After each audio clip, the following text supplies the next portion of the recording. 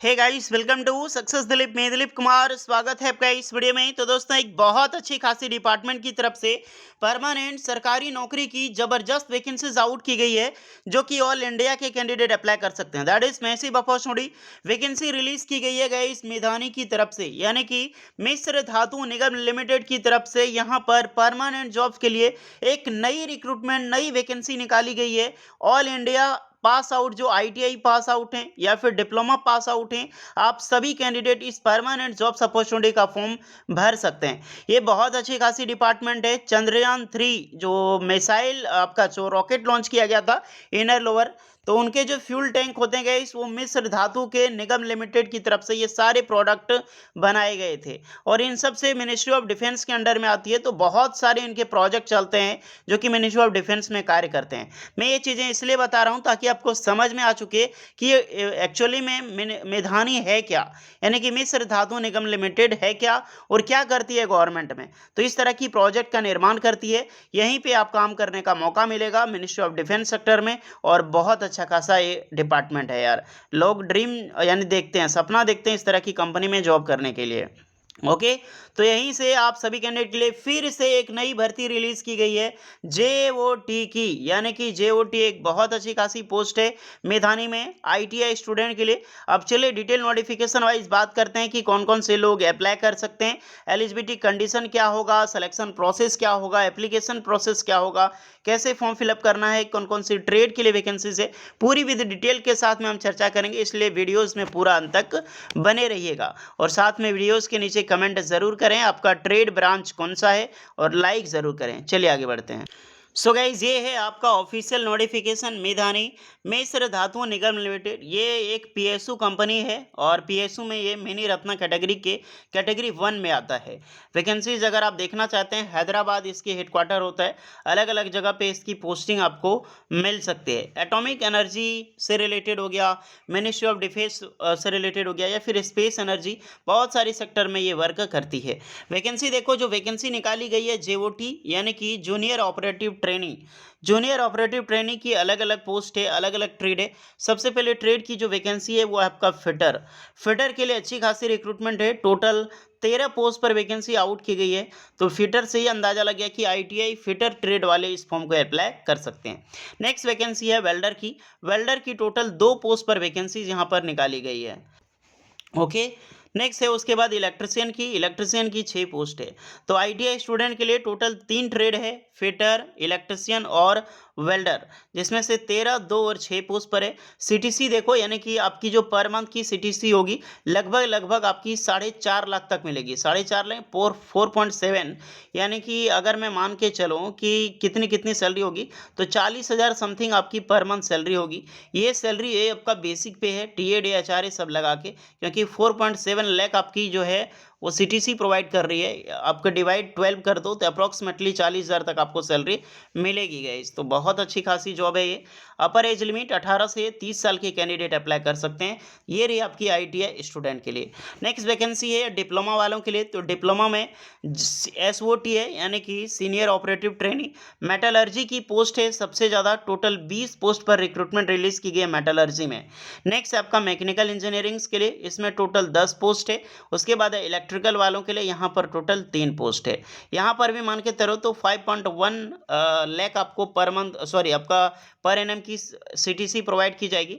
21,900 रुपये ये बेसिक पे है, और सब कुछ मान के चलो तो लगभग लगभग 42,000 आपकी पर मंथ सैलरी बनेगी गाइस एक डिप्लोमा स्टूडेंट के लिए। और डिप्लोमा की जो एज होगी 18 से 32 साल होगी। अगर आप कैटेगरी वाइज वैकेंसी टेबल देखना चाहते हैं तो ये आपकी कैटेगरी वाइज शिफ्ट की गई है, जैसे जनरल ओबीसी ईडब्ल्यूएस वालों के लिए। तो आप इस बार जरूर चेक कर लें। ये पूरी की पूरी वैकेंसी टेबल है गाइस आईटीआई डिप्लोमा स्टूडेंट के लिए, जो मैंने डिटेल पूरा बताया है। आपको समझ आ जानी चाहिए, नहीं तो कहीं भी डाउट है आप बेझिझक कमेंट करके आप आस्क कर सकते हैं। ट्रेड देखो कि इसमें ट्रेड क्या होगा और किस बेसिस पे होगा।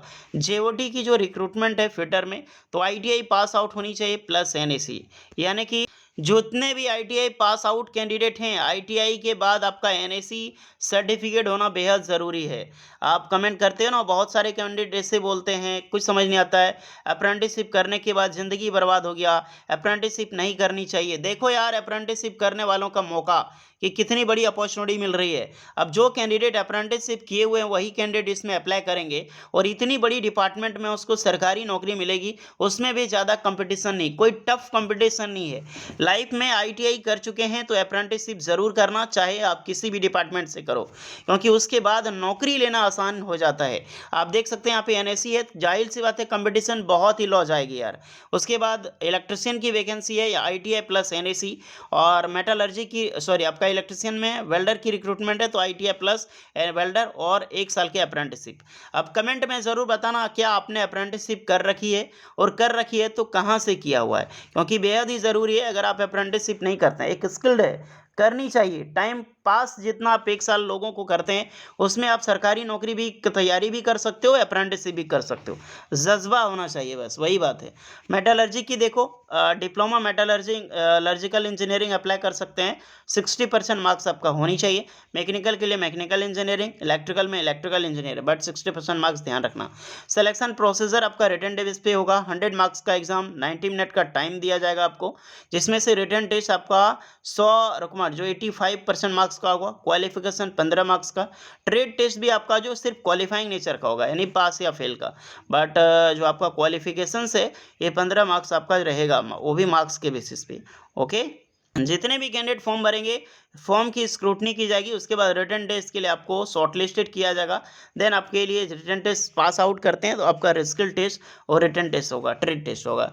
और ओनली इंडियन नेशनल यानी कि ऑल इंडिया के कैंडिडेट अप्लाई कर सकते हैं। और जो आपकी एज, जो क्वालिफिकेशंस या फिर एक्सपीरियंस वगैरह कुछ है, 18 अक्टूबर 2023 तक ही आपकी काउंट की जाएगी गाइस। ओके, यानी कि एज ऑफ कट ऑफ यहाँ पर टोटली दे दी गई है। अप्लाई कैसे करना है, जितने भी कैंडिडेट हैं स्टूडेंट, इसकी जो फॉर्म है लिंक आपको डिस्क्रिप्शन मिल जाएगी, वहाँ से लिंक पे क्लिक करके आप अप्लाई कर सकते हैं।